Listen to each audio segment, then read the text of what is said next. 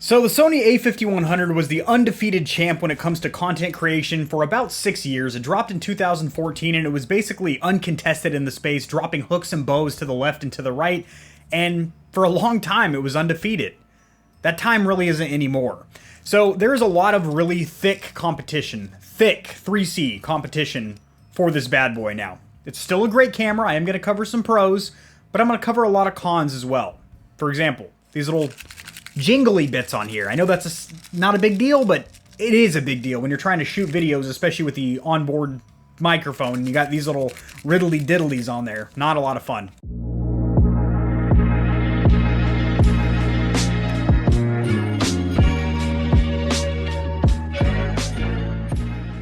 So I'm going to keep it real with you, keep it 100 as the kids say nowadays, and I know by the end of this video some Sony fanboys are going to want to drop kick me in the gooch, and that's totally fine, buddy, but I'm going to talk about the pros and the cons of the A5100 because I think you guys deserve to know getting into this camera, because there are a lot of cameras in the $500 price point that are compact, that have 180 degree flip up or flip out screens, have the same 24 megapixel range CMOS sensor, have pretty good kit lenses, can shoot in 1080p or even 4K, no 4K on this one. And most importantly, well, at least for myself and a lot of content creators out there that are going to be doing things like live streaming to Facebook Gaming, Twitch, YouTube Live, this can run a dummy battery for continuous power and does have a clean HDMI out, plus that screen flips up, so you can use this as a dedicated webcam with something like an Elgato Cam Link and have way better picture quality, or video quality in this case, than something like adapting a GoPro, your cell phone, or a webcam. So I'm going to get the pro out of the way right now. I say pro, not plural, because there's really only one major pro that I can see to this camera. And that would be the autofocus. Sony's autofocus is literally second to none. It is undefeated. It absolutely mollywops and drops bows on the competition, on Canon, Nikon, Fujifilm, Panasonic. Their autofocus is insane, not just for photo, but also video, and that does work with the clean HDMI out. So if you're streaming, you can put it into autofocus mode, you can be moving around in and out, and you're not going to bounce yourself out of autofocus. It tracks the subject insanely well, and it's amazing. Now for the cons. A lot of people buy this for vlogging, to do on-the-go IRL or in real life YouTube vlogs and whatnot, because it does have that 180 degree flip up screen, which is really nice. Now, the screen is very, very bright and vibrant. It is 3 inches. You will be able to see yourself in sunlight, which is important because there is no EVF on this bad boy, or electronic viewfinder. So if you're going to be using this for dedicated photography, that might be a bit of a deal breaker for you, as you can't really get the most accurate representation of what you're actually looking at through your sensor and your glass, your lens. You're going to have to rely on that screen, which a lot of times isn't completely accurate as to the image that you're going to be capturing, especially if you're capturing something in RAW format. Not to mention, in a very, very bright environment, sometimes the screen can get a little bit washed out, and having a viewfinder is ideal to be able to, ADS, or aim down sights, so to speak, and get a really clean shot. So that's unfortunate, but not a deal breaker. That alone is not a big deal.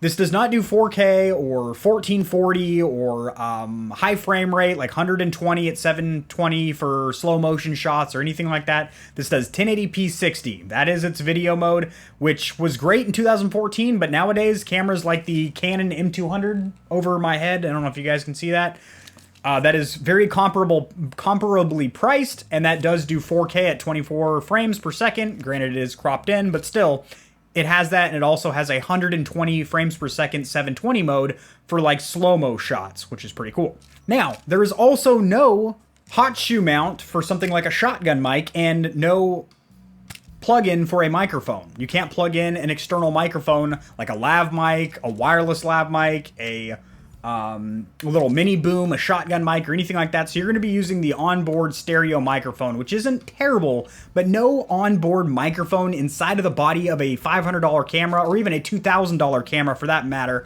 is going to sound phenomenal. It's going to get you through a vlog in a pinch if you some crazy stuff starts popping off out in town and you want to quickly, hey, what's going on here, guys? AK-40 Kevin out here downtown, blah, blah, blah, shoot a vlog. You can do that, but you're not going to, the audio quality is not going to sound phenomenal. Next up, and this is pretty major, I would say.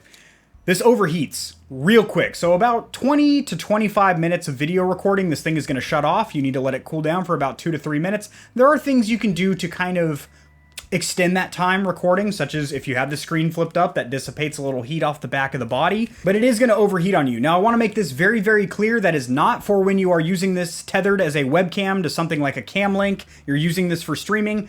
It will not overheat. I have tested it. Now, this is when it is encoding on board. So it is basically encoding all of your video footage and then writing it to an SD card. It overheats. But again, for live vlogging, or live streaming, I should say, you don't have to worry about it. Also, the low light performance with this for photo and video is not very good. They tout that this has phenomenal low light performance all over their website. In fact, that's one of the first placards on their landing page for this bad boy, is that it'll blow your nips back. It'll put an extra 2 inches on your peen with the low light performance. Nope. It's not good. And granted, that is to be expected from cameras in this price point and size point, obviously. Now, you can swap the lens and get yourself a better low light performance lens. A lot of lenses specialize in, if I could specialize in getting this lens back on, that'd be great, that specialize in low light photography and videography, and that might be good for you. That'll help, but that's not going to replace the sensor in the body. That's just going to replace the glass, the lens, which can help you, but the actual sensor itself, which is that 24.3 megapixel CMOS sensor, it's not the best for low light photography.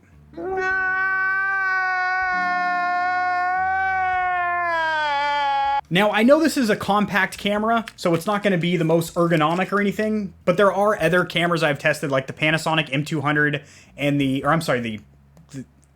Canon M200 and the Panasonic Lumix G7, which are also compact $500-ish cameras, and this doesn't feel great. Now, I do like that it has a little hump right here. I'm all about the hump, ladies. There's a nice rubberized hump right here, which does give you a good grip with your right hand, but as for your left hand, I never know what to do. I end up just kind of grabbing the lens, the glass, like this, or sometimes I actually hold it like this. Obviously, you don't want to block the lens with your fingers or anything, but it's really hard to know. Gotta use my strong hand when I take my shots, child. It's hard to really get a good grip on this sucker. And, granted, I'm all about a nice thick body. I like to get a good grip on something, you know what I mean? And you're not going to get that with a compact camera. I get that. It's a small camera. The body's small. But, geez. It does have an onboard flash. It's not great. I have tried other flashes that work a little bit better. Granted, I don't do flash photography myself at all. I would rather light my subject or my video and not have to deal with an onboard flash on a $500 camera. Another interesting little quirk, this screen is touchscreen, but not really. So when you are taking a photo, you can touch on the screen to set an autofocus point, but when you're browsing the menus and stuff, there is no touchscreen capability, which is kind of weird.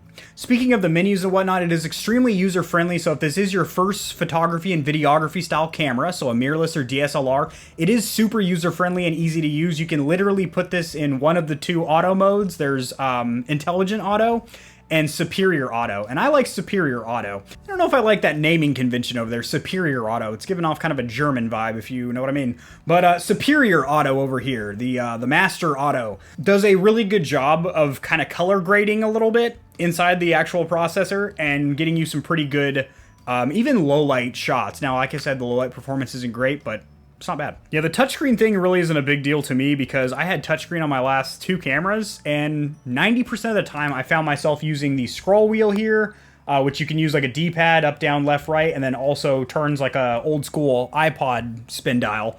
And that, to me, it got me around the menu quicker than touching. I don't know. Maybe I'm just old. So going along with that theme of being very user-friendly, the menu is actually a tile system. I don't know why I'm trying to touch it. We already covered it doesn't do that.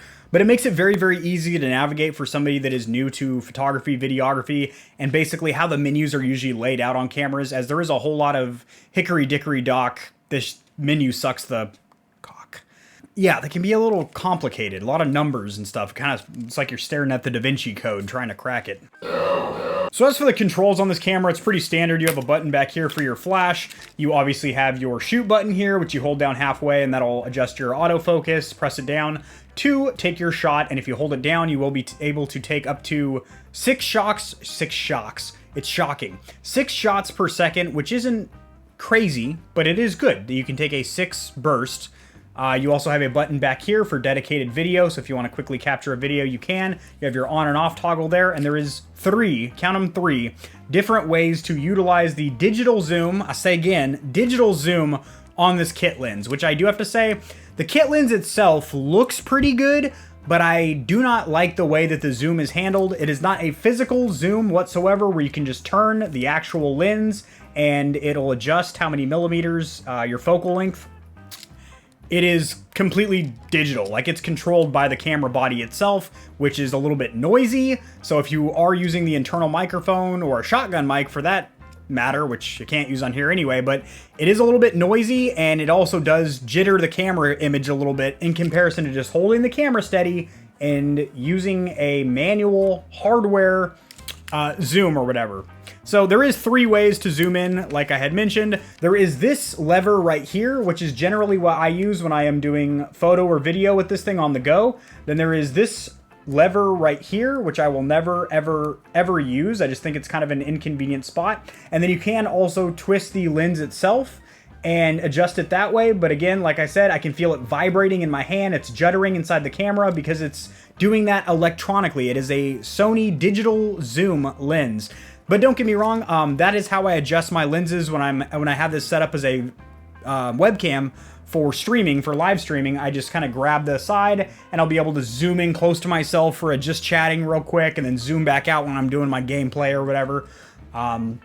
So that is how I adjust the focal length or the zoom for live chatting. And then if I'm on the go taking photos and videos, I will use this here. I will never touch that one over there. So as for the stock kit lens, it is not terrible quality wise. It is a 16 to 50 millimeter, and it also utilizes or works in conjunction with a 2x digital zoom. So how it works is you will go from 16 to 50 millimeters, your zoom, and then after you've hit your cap of 50, then it will go from 1.1 all the way up to 2.0 steps for digital zoom, kind of a stacking effect. So you have like your physical zoom, and then you have a digital zoom on top of that, which is kind of interesting. Once you get into the digital zoom though, it gets a little bit more shaky and the image stabilization isn't as good as just using the actual kit lens itself.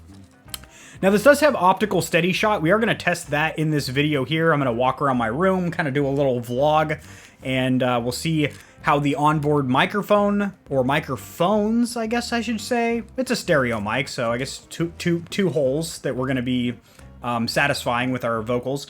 So we will test the onboard microphone, we're going to test the kit lens for photo and video, and I will be doing a separate video giving you guys a tutorial how to set this camera up as a webcam for live streaming, just like I'm doing for the Canon M200, and then there is also going to be a side-by-side comparison between the Canon M200 and the Sony A5100, and then another video, I make a lot of videos on this channel, with a 3-way shootout, make sure you got your magazines loaded, a 3-way shootout between those two cameras and the Panasonic Lumix G7, which are kind of the, it's the 3-way that everyone wants. That is the trifecta of gaming goodness right now. If you're a vlogger, YouTuber, pretty much any kind of content creator, as they're very versatile and can kind of do a little bit of everything well, but no one thing amazing. They're not the best photography cameras. They're not the best videography cameras. They're not the best live streaming cameras. They're not the best at low light photography or flash photography. But they do everything pretty decently, especially for the price point and how small these little suckers are. Sometimes the smallest things can leave you satisfied. Well, the box isn't the prettiest thing, and you don't really feel like your camera was very secure through its transit to you, but that's fine. There's no laser cut foam in there or anything like that. Your camera's wrapped up in a little paper bag. You have your actual camera body, and then if you do go with the kit, you do receive this kit lens. You do get this very, very basic neck strap. Not the prettiest thing, no padding, so it's definitely not the most comfortable, but hey, you have a neck strap. Then you also get this little charger here. This is micro USB, as it says a 7-year-old device now, so not USB-C or anything like that. Very, very short rubberized cable, not braided or anything like that. And now I will say the Canon M200 that I just reviewed, this isn't a comparison, that video is coming later, does come with an external charger that is quicker than this trickle charger and also allows you to get multiple batteries and basically just hot swap them like that instead of having to plug this into the body of your camera and charge it that way. You also get an absolute slew of documentation here. Several of these are just in other languages, so they are duplicates. Just a lot of trees were slayed here, and I'm probably not going to read any of these. This is specifically a pamphlet on how to use NFC or near field. Basically take the body of your camera and bump them together with your smartphone to transfer photos and stuff like that. This is an entire instruction manual just for the lens. This is actually important out of all this hoopla and hubbub over here. You do want to obviously register the warrant. You do, of course, want to register your camera online so you can get your warranty activated, and also that enters you for a chance to win a $100 MasterCard gift card or little credit card thingy. More documentation, more documentation. Well, I don't know how to read, so I'm going to go ahead and set all that aside here. Now, I really do like this. Flip this thing open here. This looks like the map that Columbus used to sail the 7 seas. But honestly, this is super beneficial. It's a little confusing the first time you look at it, but once you take a good gander on it, lenses that are compatible with the A mount, the E mount, and also other accessories such as external flashes, cameras, accessory bags. These are all accessories from Sony, and Sony has an absolute slew, a plethora, if you will, of accessories for this camera and all of their cameras. But you obviously don't have to get your accessories from... How is this thing folded? Okay, you know, we're gonna make an airplane out of this, and we're gonna be some aviators. Sweet, perfect flight path. So, you obviously don't have to go with Sony for your accessories. There's a huge third-party aftermarket for all kinds of accessories for this camera, as again, it has been out for 7 years, and it has been the golden standard for live streaming and YouTubing for a good minute, and for good reason. So you do get a plastic lens cover for the kit lens, but you don't get a cover for the other side of the lens, and you don't get a sensor cover either. Again, not a comparison, but the Canon M200 did have both of those. So not too impressed with the packaging and the included accessories. Honestly, they could have ditched 7 of those 8 pamphlets there, those publications, and maybe thrown in an external charger, a better neck strap, maybe a couple of extra covers to protect your kit lens and whatnot. Granted, a lot of people will just swap the stock kit lens out anyway, but if you plan on actually using the out-of-the-box kit lens for a while, as I think it is pretty versatile and you can get a lot of photos and videos with it, it'd be nice to protect the glass on it. Alright, so this is right out of the box with the Sony A5100. Pretty good lighting in the room here. I have kind of a 3-light setup going on. I have my Elgato ring light in front of me, Elgato key light air behind me, and then my ceiling light kind of working as a hair light. So, a little bit of a key fill and hair light thing going on here.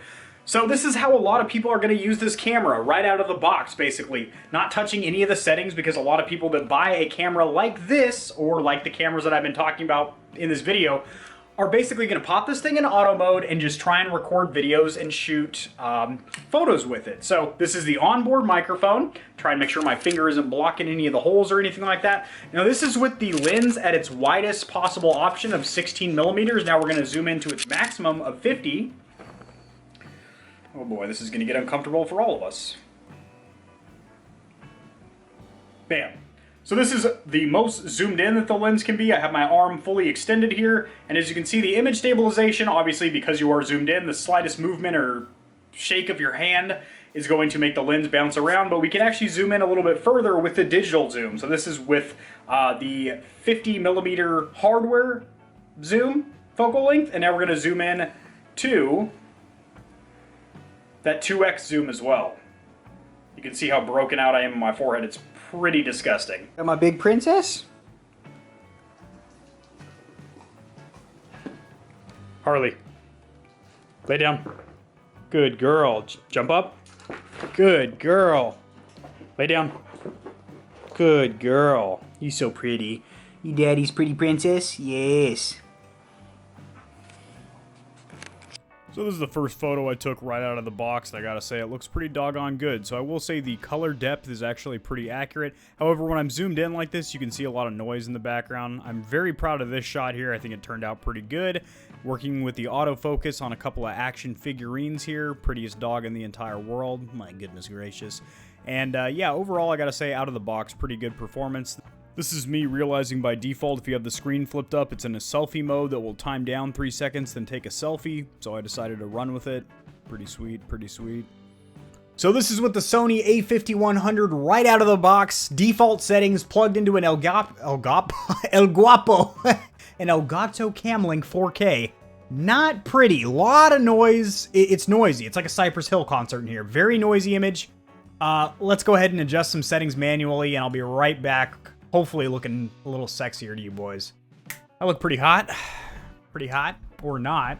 Now let's go ahead and zoom in with that digital optic zoom, shall we? Not bad, boys. Not bad. You could run a stream like this for sure. She was a hoe for show.